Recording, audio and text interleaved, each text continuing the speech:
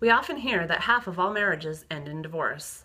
While this isn't necessarily accurate, it is becoming more common and acceptable, as Karen Seccombe shows in her book, Exploring Marriages and Families, 2012. Seccombe is a professor at Portland University and author of various works. According to Seccombe, the rate of divorce in the United States is among the highest in the world, and this is affecting many children profoundly. We will discuss the effects of divorce on children and our society. We will cover the positives and the negatives, if divorce really is to blame or if it's the situation surrounding divorce, and what can be done to lessen the impacts. According to the Journal of the American Board of Family Medicine, in the article, Children and Divorce, some of the negative aspects of divorce on children can be parental conflict, the loss of a parent, a reduced standard of living, and the psychological impact. Seccombe agrees that these can be a few of the negative impacts that divorce may have on children. Parents may use their children as a weapon against their ex-spouse. They may also ask their children to take sides or to try to use their children to find out information about the other parent. All of these are very negative and can have a significant impact and lasting effect on children. Children typically live with their mothers after a divorce, and while this isn't necessarily a bad thing, children can feel the loss of their father very deeply. Fathers who have sporadic and infrequent visits with their children tend to have children who have more of the negative impacts of divorce.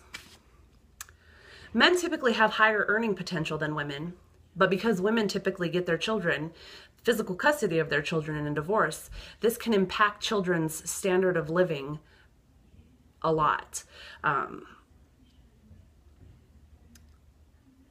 David Boyle, author of numerous economic and political works, talks about how divorce tends to lead to duplication of raw materials such as toys, televisions, and kitchen necessities.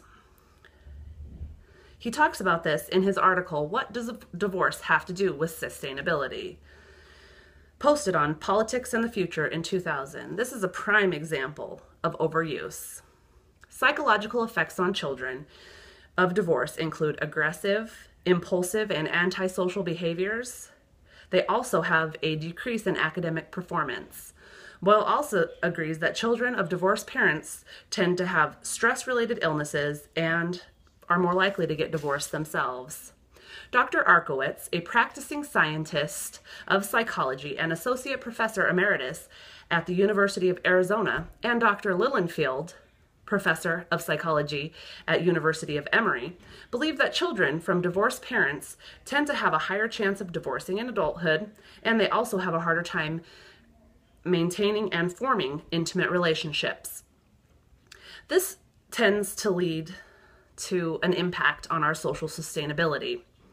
The definition of social sustainability, as defined in the Online Business Dictionary, is the ability of a community to develop processes and structures which not only meet the needs of the current members, but also supports the ability of future generations to maintain a healthy community. In Seccombe's work, she implies that some of the positive aspects include reducing exposure to parental conflict, happier parents, and positive models.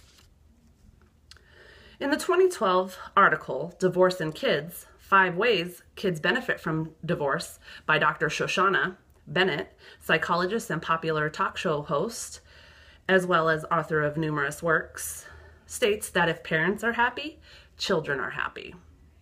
She also believes that when parents model that they deserve to be in a healthy, happy relationship, children are less likely to remain in an unhappy marriage.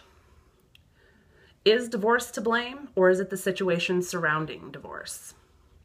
In the article, Children of Divorce, in the Journal of American Board of Family Medicine, nearly half of all the behavioral problems and academic and achievement issues of boys were seen nearly 4 years before the parents actually separated. This leads us to believe that maybe the divorce and the process of divorce were not to blame for these negative impacts, but the conflict and the parental discord. Arkowitz and Lilienfeld think that with good parenting and consistent middle-of-the-road discipline, many of these negative impacts can be reduced greatly. Bennett states what's most important to remember is that in your newfound single life, it is what you make it. Your children's attitude and well-being will mimic yours. Arkowitz and Lilienfeld suggest a few things that can be done to lessen the impact on children. Limit the amount of conflict associated with your divorce, and if you can't limit the conflict, keep your children from it. Provide good parenting and have at least one parent who is well-functioning. The big question remains, what can be done to limit and improve the outcomes for our children? How can we teach and encourage them to have loving and lasting relationships that nurture healthy communities?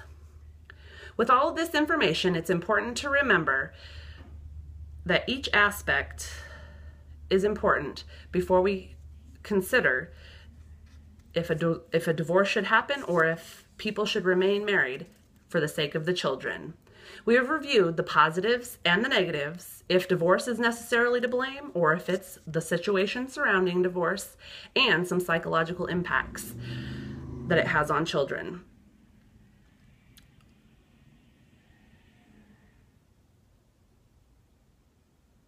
In the end, it isn't about divorce. It's about minimizing the impact.